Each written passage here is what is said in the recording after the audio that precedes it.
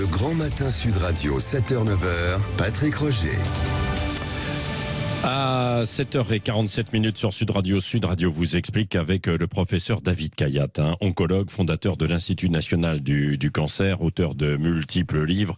On va en reparler dans un instant. Bonjour David Kayat. Bonjour. On sait enfin donc comment se déclenche le cancer du poumon chez les non-fumeurs avec la pollution atmosphérique. Ça a été évoqué ce week-end au Congrès européen du cancer qui avait lieu à Paris. Alors, c'est parce que c'est une histoire de gènes, c'est ça en quelque sorte. Voilà. D'abord, il faut savoir que c'était longtemps une énigme pour nous parce qu'on n'a jamais vu une augmentation pareille de risque d'un certain cancer, qui est le cancer du poumon, chez les non-fumeurs et notamment chez les femmes. Ouais. Il y a plus de 100% d'augmentation en 30 ans de ce cancer chez les femmes non-fumeurs. Alors, voilà, en fait, ce qui se passe, c'est qu'on s'est aperçu que certaines particules dans la pollution, qu'on appelle les PM2,5, des toutes petites particules qui font 2,5 millionièmes de mètre. Donc c'est infiniment petit. Ce sont des particules qui apparaissent quand on brûle de l'énergie fossile, de l'essence, du charbon, et aussi du fait des plaquettes de frein dans les voitures. Eh bien, ces particules, en fait, vous les respirez, et quand vous les respirez, elles viennent au contact des cellules de vos bronches, dans les poumons. Et là, pour peu qu'il y ait certains gènes fragilisés, il y en a deux, un qui s'appelle CARAS et l'autre qui s'appelle le GFR, mais ça n'a aucune importance. Ces deux gènes se retrouvent abîmés ou fragilisés chez près de 30% de la population normale. Et ça, on sait le détecter avec une simple biopsie. On prélève quelques cellules dans les poumons et par une fibroscopie et on voit la mutation, on voit que ces gènes sont anormaux. Et bien, ce qui se passe, c'est que ces petites molécules de 2,5 microns attaquent les cellules qui auront ces gènes fatigués, malades, altérés, mutés. Et du coup, ces cellules qui ont ces gènes anormaux se mettent à se multiplier. Et à un moment donné, ce qui se passe, c'est que ces mêmes petites particules vont attirer dans les poumons des cellules qu'on appelle les macrophages, qui sont des espèces de globules blancs, si vous voulez, qui viennent normalement pour les enlever, pour débarrasser le poumon de ces petites particules.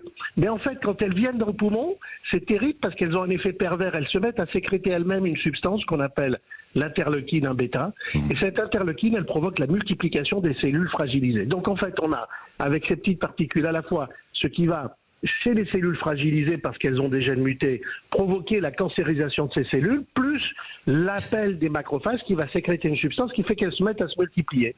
Et bien, on a une cellule cancéreuse qui se multiplie, ça donne un cancer.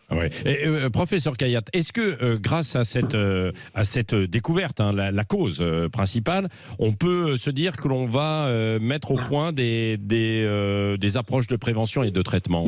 Ben oui, parce qu'on va pouvoir, si vous voulez, dans l'avenir, détecter en analysant du crachat, par exemple, détecter les gens qui ont des cellules dans les poumons qui ont ces deux gènes mutés, et à ce moment-là, on va leur donner un médicament qui existe déjà, un anti-interleukine 1-bêta, qui fait que ces cellules sont certes anormales, mais elles ne vont pas se mettre à proliférer parce que ces fameux macrophages, quand ils vont apparaître et qui vont se mettre à sécréter cette substance qui provoque la prolifération des cellules, eh bien, elle va être inhibée, elle va être bloquée immédiatement par ce médicament. Donc, on a un véritable mécanisme de prévention possible. Il faut surveiller ça à la cinquantaine, notamment. Non ? Oui, enfin, il y a très peu de cancer du poumon. Il y a très peu, 50 ans. Oui, bien sûr. Il y a une autre chose magnifique, c'est qu'on a démontré récemment qu'un scanner fait régulièrement, à faible dose d'irradiation, ces nouveaux scanners très rapides, très précis, permet de détecter les cancers du poumon très tôt avec un taux de guérison qui avoisine les 95%. Voilà.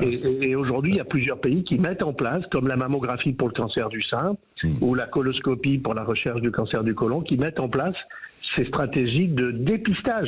Alors, on avait la prévention avec les anti-interleukine 1-bêta, dont j'ai parlé il y a 2 secondes. Demain, on aura aussi probablement le dépistage des cancers du poumon. Bon, en vous écoutant, on a l'impression de s'y connaître en médecine. C'est ça qui est remarquable. Merci, professeur David Kayat, de nous avoir traduit ça. Et je rappelle de multiples ouvrages, évidemment, et notamment l'un des derniers, c'est pour les nuls, prévenir et soigner le cancer pour les nuls. Et ça, c'est bien parce qu'il y a un tas de conseils et c'est tout simple et ça permet de comprendre et évidemment d'éviter le développement de maladies. Merci, professeur David Kayat, d'avoir été avec nous ce matin en direct sur Sud Radio.